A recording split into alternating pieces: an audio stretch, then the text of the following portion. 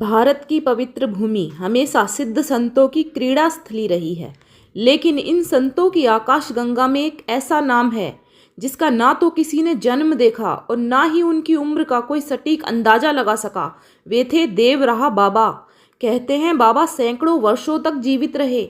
लोगों का मानना है कि उन्होंने भारत के स्वतंत्रता संग्राम से लेकर आधुनिक भारत के निर्माण तक कई पीढ़ियों को आशीर्वाद दिया।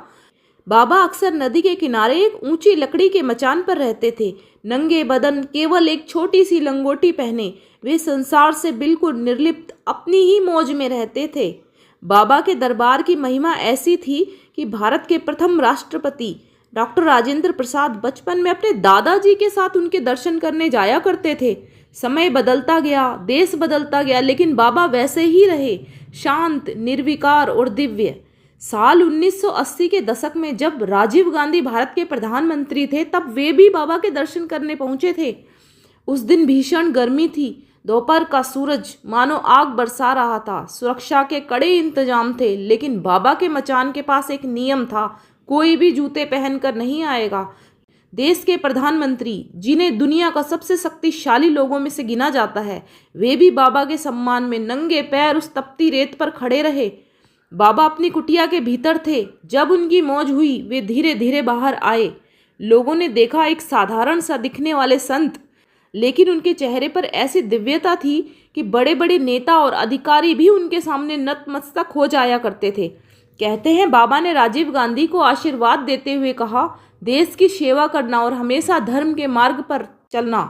यह दृश्य देखकर वहां खड़े हजारों लोग भावुक हो उठे, क्योंकि उस क्षण सबको लगा सत्ता चाहे कितनी भी बड़ी क्यों ना हो, संतों के चरणों के आगे वह भी झुक जाती है। संतों के साथ रहने वाले शिष्यों के अनुभव भी किसी चमत्कार से कम नहीं होते। एक बार भादों का महीना था। यमुना जी अपने पूरे वेग में थी।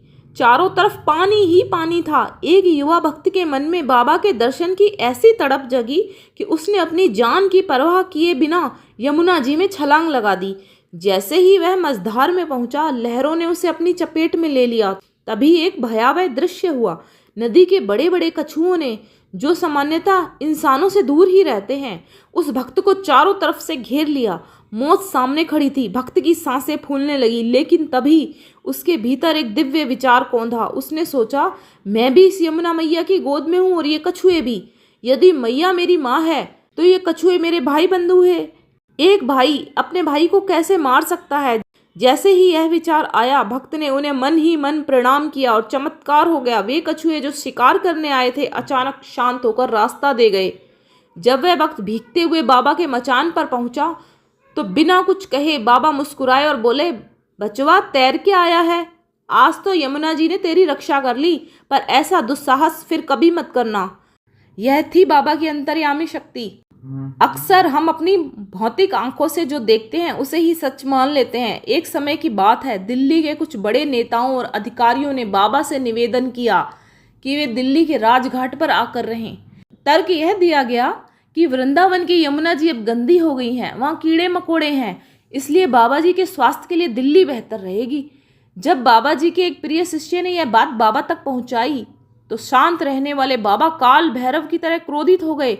उन्होंने पास रखी मिट्टी की हांडी उठाई और शिष्य पर दे मारी। बाबा गरज कर बोले, पापी, तू यमुना जी को गंदा कहता है? यमुना जी साक्षात कृष्ण प्रिया हैं, वह जगत जननी है। गंदी तेरी बुद्धि है, यमुना जी नहीं।